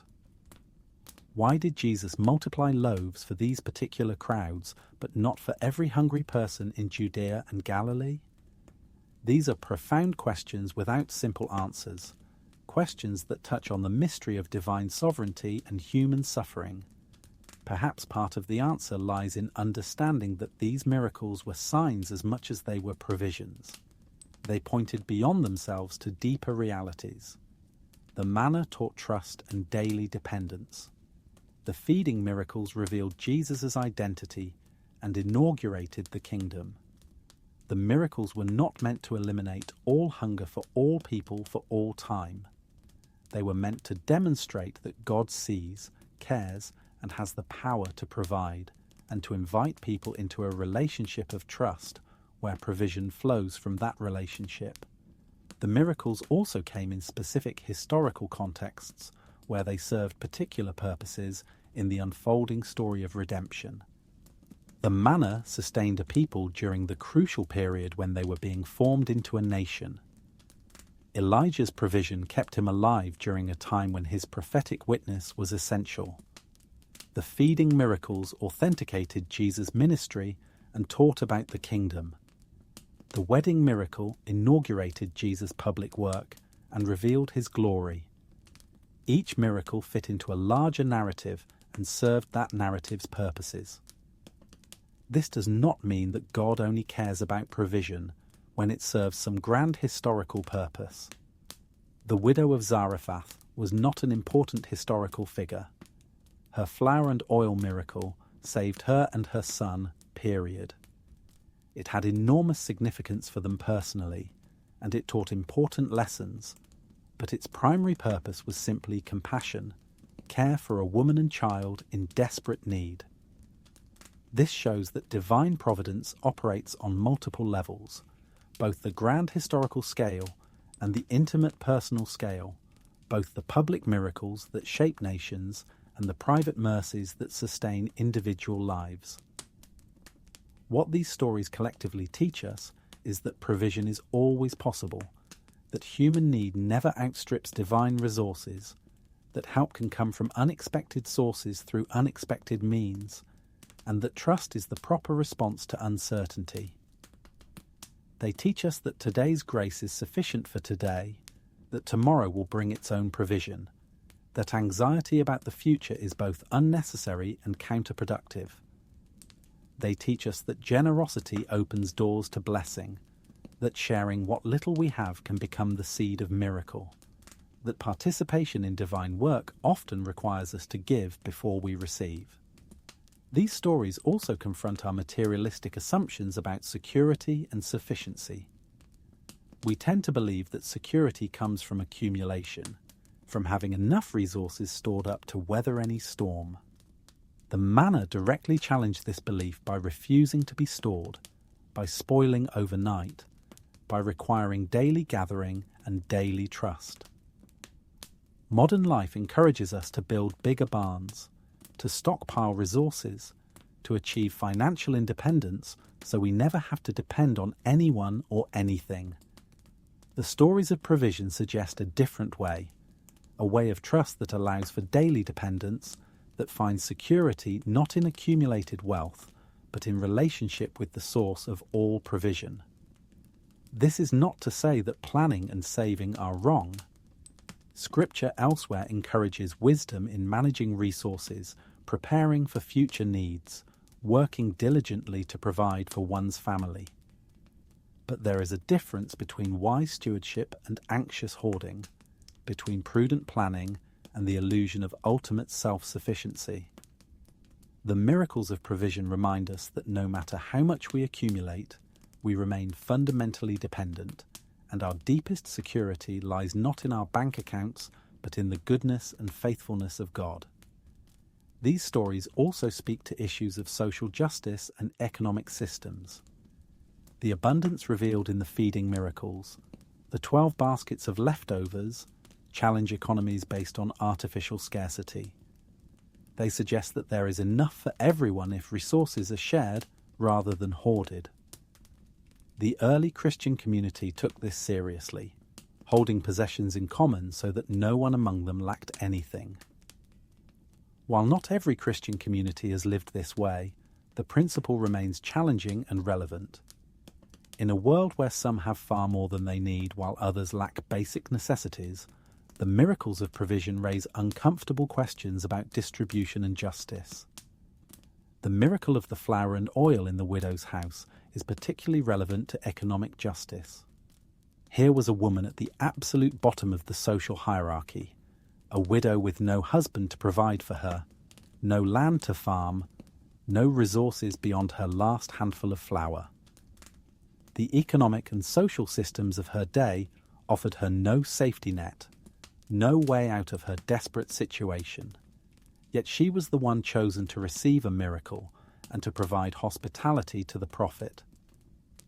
This reversal of expectations runs throughout Scripture. God repeatedly shows special concern for widows, orphans, aliens, and the poor, those who have no power or status in human systems. The provision they receive demonstrates that divine care operates by different values than human societies. When we consider these stories in the context of our own lives and times, we might ask how we are called to participate in the ongoing work of provision. We may not be able to multiply loaves and fish, but we can share what we have. We may not see manna appear on our lawns each morning, but we can recognize the ways that provision comes and receive it with gratitude. We may not experience the dramatic miracles of the biblical narratives, but we can cultivate the trust and dependence those miracles taught. Part of participating in divine provision means being attentive to the needs around us and responding with generosity. The boy who shared his lunch became part of the miracle. The widow who shared her last meal received multiplication in return. When we share our resources, even when they seem inadequate to the need, we create space for grace to work. We become channels of provision for others, and often find that in giving we receive, that in sharing we discover abundance. Another way we participate is through prayer and intercession. Mary brought the wedding family's need to Jesus. Moses interceded for the people in the wilderness. Prayer is not just asking for things for ourselves. It is bringing the needs of others before God, standing in the gap, believing that our requests are heard and that help will come. Intercessory prayer aligns our hearts with divine compassion, makes us aware of needs we might otherwise overlook, and involves us in the work of care even when we cannot directly meet the need ourselves. We also participate by refusing to let anxiety dominate our lives. Anxiety about provision, about having enough, about what will happen tomorrow, is one of the most common forms of human suffering. Jesus specifically addressed this, telling his followers not to worry about what they would eat or drink or wear, pointing to birds that are fed without sowing or reaping, to lilies that are clothed in beauty without toiling. He was not encouraging irresponsibility or laziness. He was teaching a posture of trust that frees us from the tyranny of anxiety, that allows us to live fully in the present rather than being consumed by worry about the future. This freedom from anxiety is itself a form of provision. When we trust that we will be provided for, we are free to be generous, to take risks in service of others, to live with open hands rather than clenched fists. We can give because we trust we will receive. We can share because we believe there will be enough. This creates a very different way of moving through the world than the way of fear and scarcity. The rhythm of Sabbath, built into the pattern of manna provision, is another way we participate. Sabbath rest declares that our work is not what ultimately sustains us, that we can stop striving and trust that we will be provided for.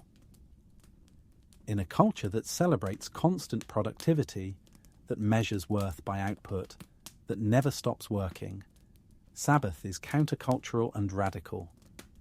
It is a weekly practice of trust, a regular reminder that we are not in control, that the world continues when we rest, that provision does not depend entirely on our efforts. As you continue to rest here, letting these stories wash over you like gentle waves, consider how they might shape your own life and faith. What would it mean to live with daily trust, to gather only what you need for today, and trust that tomorrow will bring its own provision? What would it mean to share from your insufficiency, like the boy with 5 loaves, trusting that sharing creates space for multiplication? What would it mean to obey in faith, like the servants at Cana, doing what makes no sense but trusting that transformation is possible? What would it mean to bring your needs to Jesus, like Mary at the wedding, confident that he cares about your situations even when they seem trivial compared to great cosmic concerns? What would it mean to accept provision from unexpected sources, like Elijah fed by ravens, remaining open to help that comes in surprising ways? What would it mean to use your last resources in generosity, like the widow feeding the prophet first, trusting that giving opens rather than closes the door to receiving? These are not just theoretical questions. They are invitations to a way of life, to a path of trust that has been walked by countless others before you, a path that leads through wilderness and celebration, through scarcity and abundance, always held by the hand of the one who provides. The same God who fed people in the wilderness continues to feed. The same compassion that moved Jesus to multiply loaves continues to move toward human need. The same power that transformed water into wine continues to work transformation in lives and circumstances. Your own story is part of this larger story. Your needs are seen. Your hunger, whether physical or spiritual or emotional, is known. The provisions you have received, perhaps unrecognized or taken for granted, are part of the ongoing miracle of grace. The provisions you still need, the lacks you feel, the uncertainties you face, these too are held within the scope of divine care. You are not outside the reach of the hand that fed multitudes. You are not forgotten. You are not alone. As sleep draws nearer, as your conscious mind begins to release its grip on the day's concerns and tomorrow's worries, let these truths sink deeper into your being. Let them settle into places beyond rational thought, into the depths where fear and trust do battle, where anxiety and peace contend for dominion. Let the stories work their quiet magic, transforming your inner landscape the way Jesus transformed water into wine, the way manna transformed despair into hope, the way flour and oil that should have been gone continued day after day. Imagine yourself in these stories. Imagine waking in the wilderness to find the ground covered with manna, your daily bread appearing like frost in the morning light. Feel the wonder of it, the relief, the gratitude. Gather what you need. Trust that tomorrow will bring more.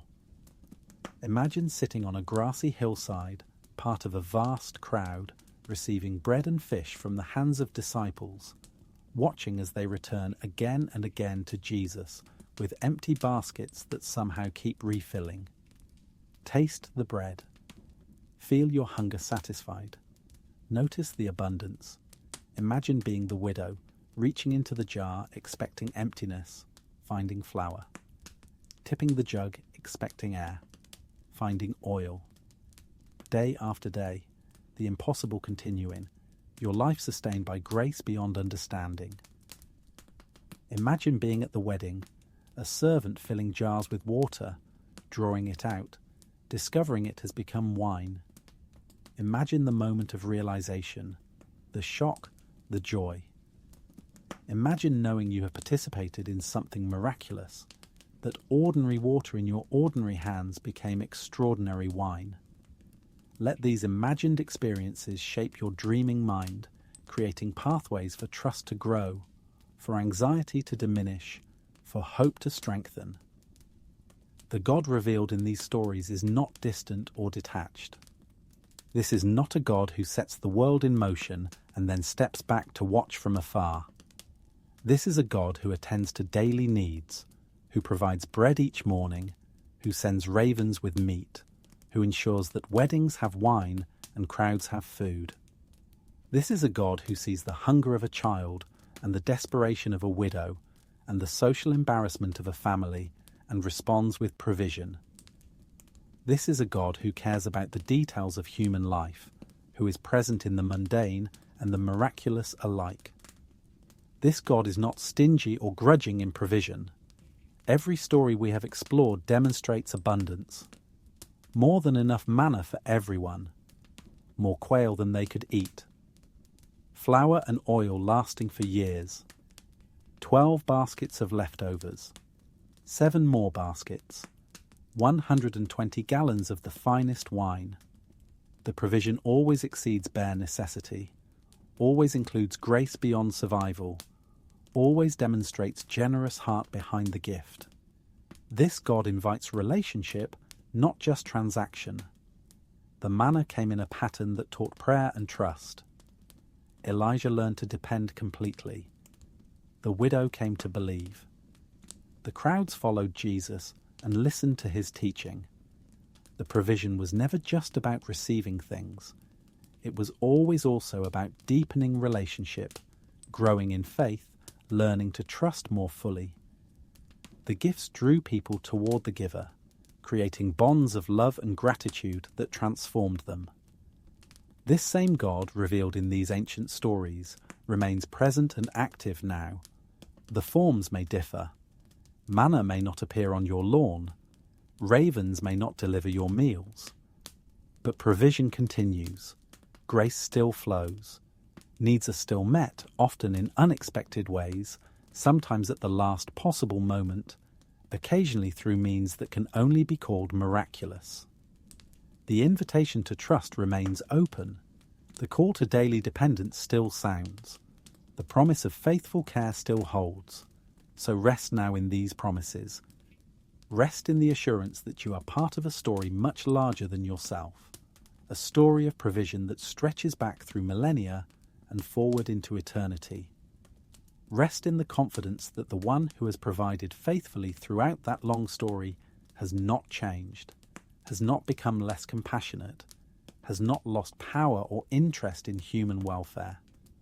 Rest in the truth that your life matters, your needs are seen, your trust will not prove foolish. Let the stories continue to play in your mind as you drift towards sleep. Let them become dreams that comfort and strengthen. Let them speak to the deepest parts of your being, the parts that need assurance but struggle to believe, the parts that long for security but fear disappointment. Let the repetition of provision in story after story create a rhythm of trust in your soul, a pattern of confidence that can carry you through your own wilderness times, your own seasons of scarcity, your own moments of desperate need. The bread will come, the flour will not run out, the loaves will multiply, the water will become wine. This is not wishful thinking or naive optimism. This is the testimony of generations who have lived by these truths and found them reliable. This is the witness of Scripture and the promise of the God who cannot lie. This is reality as it truly is, beneath the surface appearances of scarcity and fear that so often dominate our perception. You are held. You are provided for. You are loved with a love that demonstrates itself in practical care, in daily bread, in supply for genuine need. Trust this. Rest in this. Sleep with this knowledge surrounding you like warm blankets, protecting you like strong walls, comforting you like a gentle hand on your forehead. All is well. All shall be well. The provision continues. Grace flows on. Tomorrow will bring its own manna, its own grace, its own evidence that you have not been forgotten or abandoned. Sleep now, dear one. Sleep in peace. The God who fed the multitudes feeds you. The grace that sustained the widow sustains you.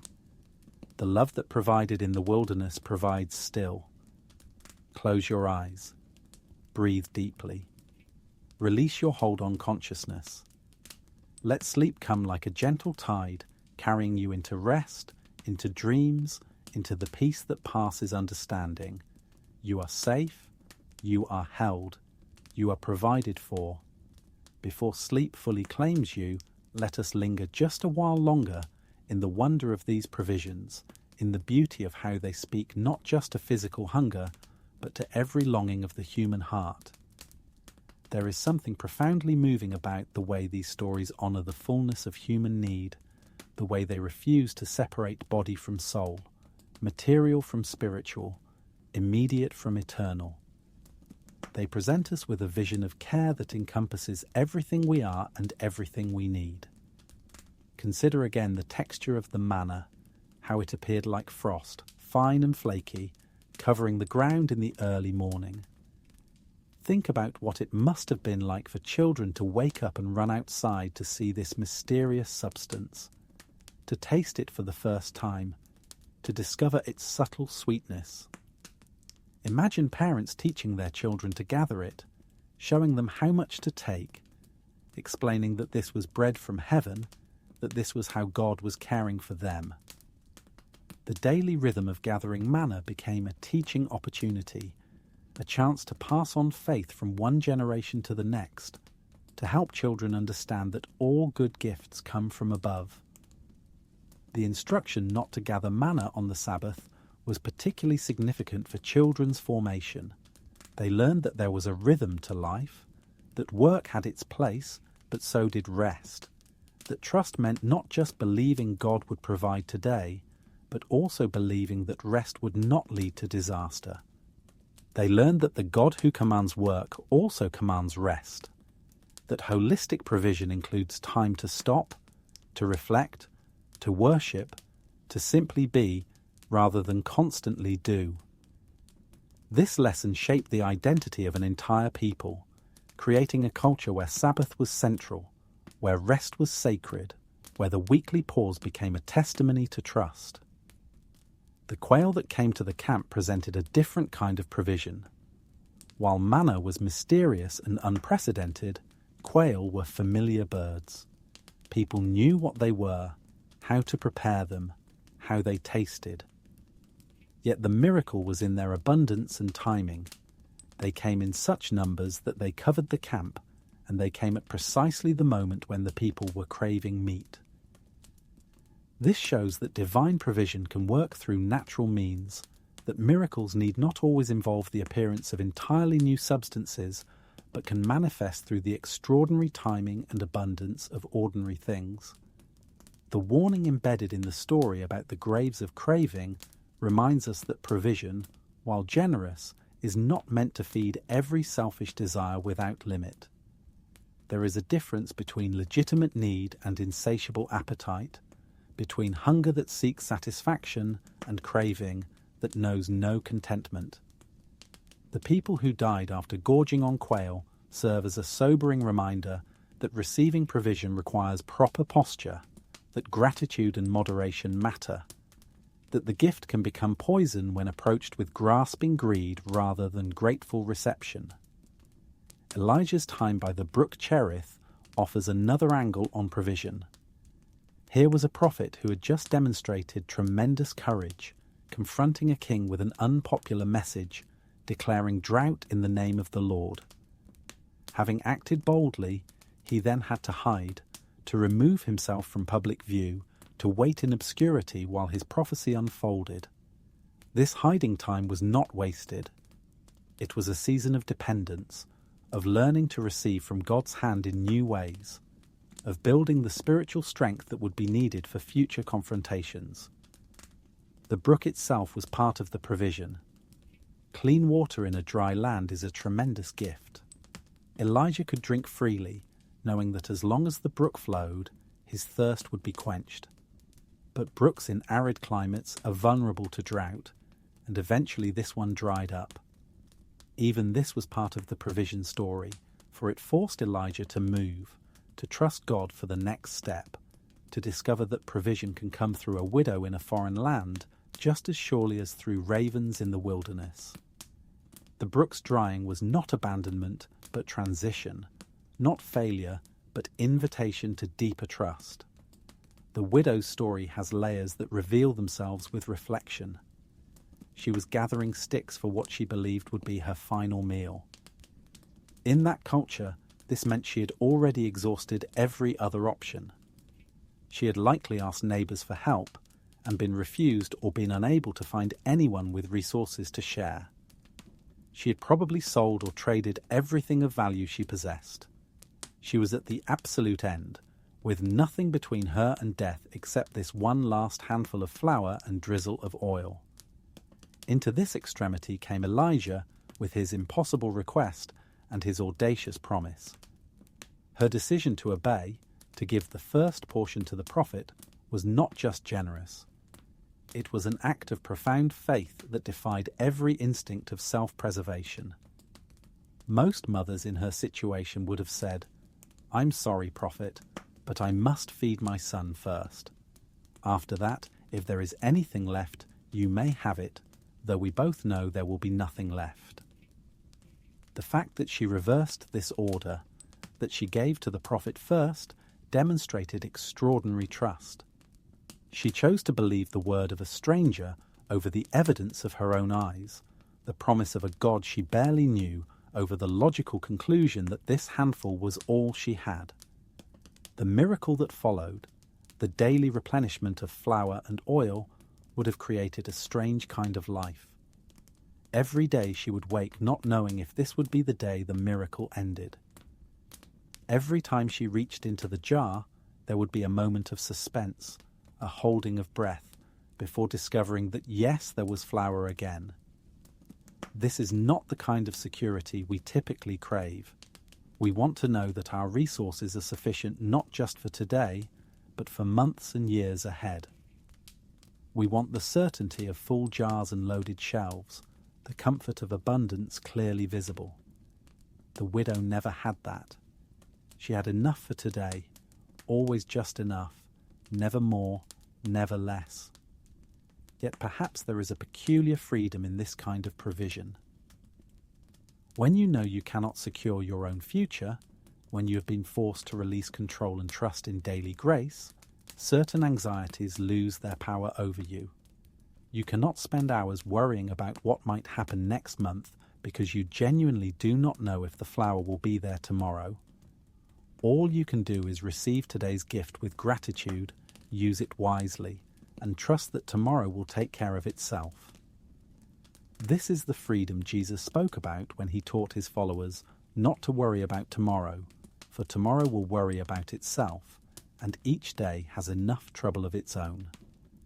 The feeding of the 5,000 occurred in the context of Jesus' broader ministry, a ministry that was attracting enormous attention and raising tremendous hopes.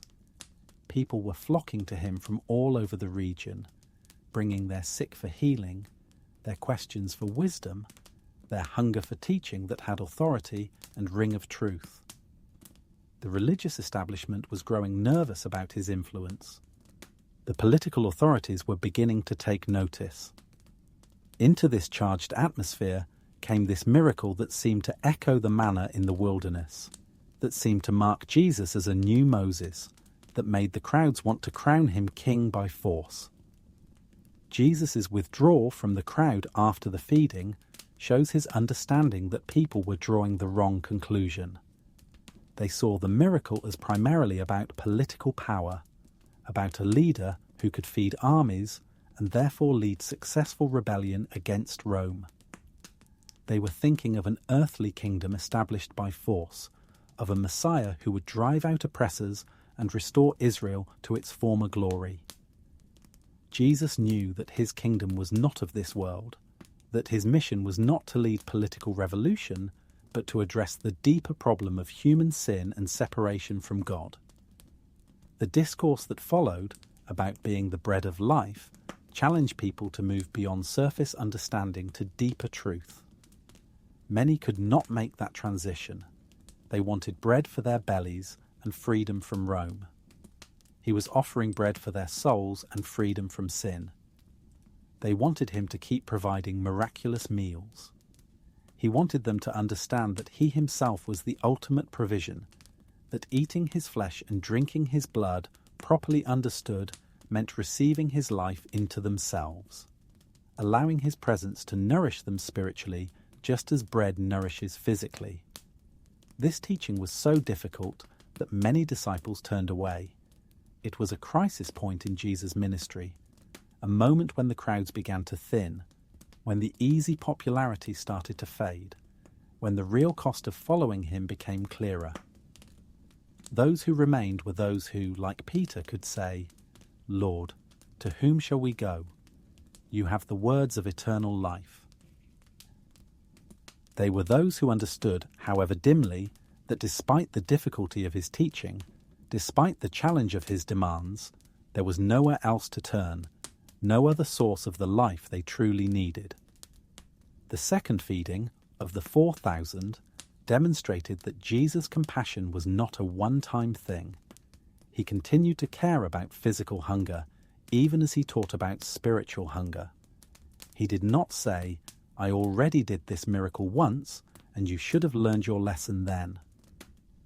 He saw need and responded to it again, with the same generosity, the same abundance, the same willingness to involve his disciples in the distribution.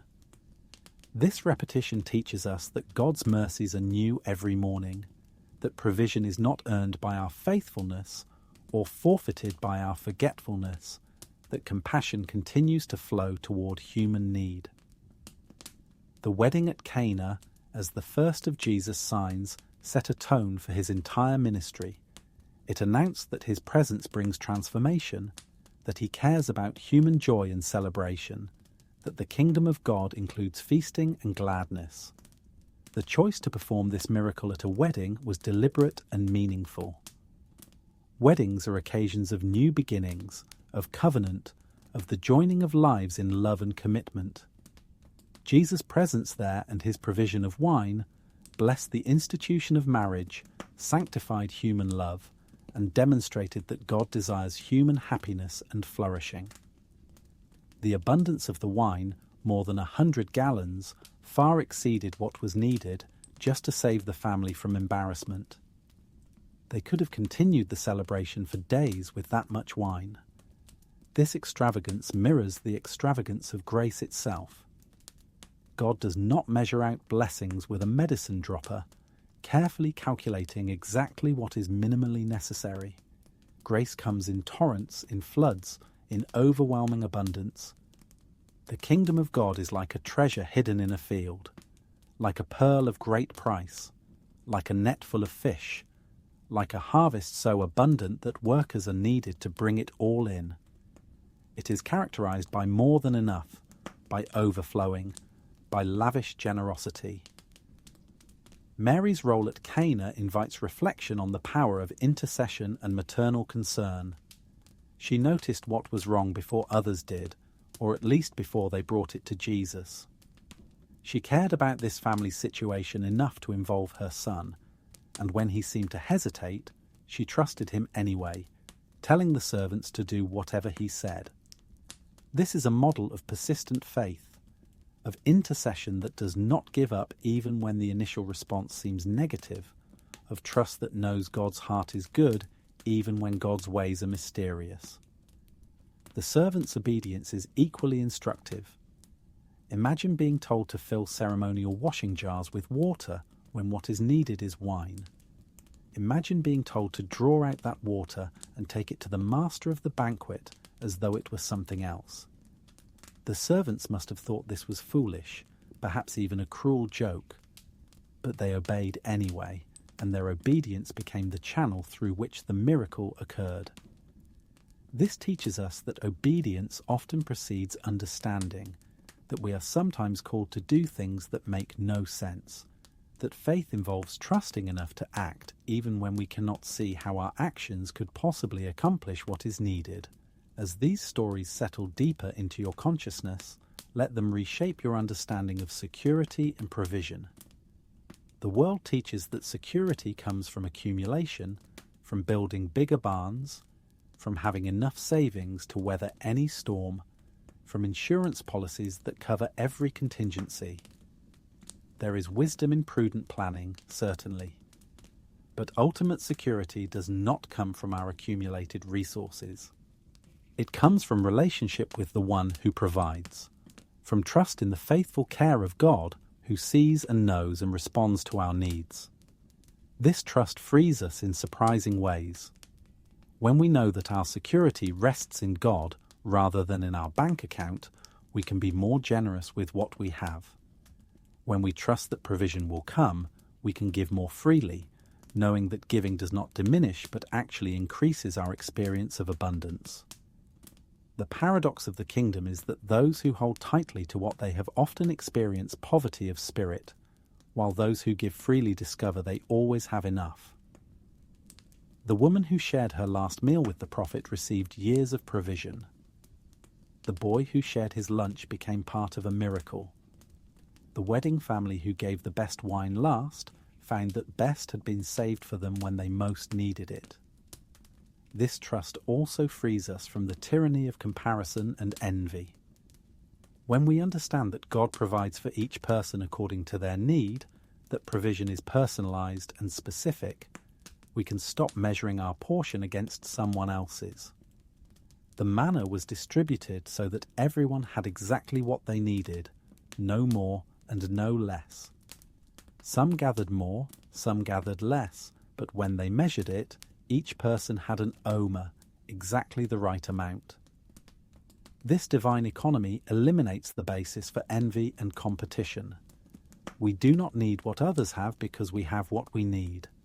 Let these truths wash over you now, like waves washing over sand, smoothing rough edges, wearing away anxiety, shaping your inner landscape into something more peaceful and trusting. Let the stories become part of your inner architecture, structures of faith that can support you when circumstances are difficult, foundations of trust that remain solid when everything else shakes. Let them be gifts you carry with you from this time of rest into tomorrow's waking, resources you can draw on when you face your own wilderness times, your own seasons of scarcity, your own moments of wondering if provision will come. The God who provided then provides now. The compassion that moved Jesus to feed the crowds moves still toward human need. The power that transformed water into wine continues to work transformation in circumstances and lives. The faithfulness that sustained the Israelites for 40 years, that kept the widow's flour from running out, that multiplied loaves in the hands of disciples, that faithfulness does not change, does not diminish, does not grow weary or forgetful. It endures forever, from generation to generation, from age to age, constant as the stars, reliable as sunrise, sure as the rhythm of breath in your lungs and beat of your heart. So breathe deeply now, knowing that even your breath is a gift, that the air you breathe is provided, that the life pulsing through your veins is sustained by grace. Rest in the comfort of being held by love that will not let you go, care that will not forget you, provision that will not fail. The same hands that distributed bread to thousands, that transformed water into wine, that created manna in the wilderness, those hands hold you now. The same compassion that moved toward hungry crowds and desperate widows moves toward you. The same power that multiplied what was insufficient to make it abundant works in your life in ways seen and unseen. Trust this. Rest in this. Let it hold you as you release your grip on consciousness and allow sleep to come. You are safe. You are cared for. You are provided for today and will be provided for tomorrow. All is well. All shall be well. Rest now, beloved. Rest deeply. Rest completely. The stories have been told. The truths have been shared. Now let them do their work in the depths of your being while you sleep. Rest, rest, rest.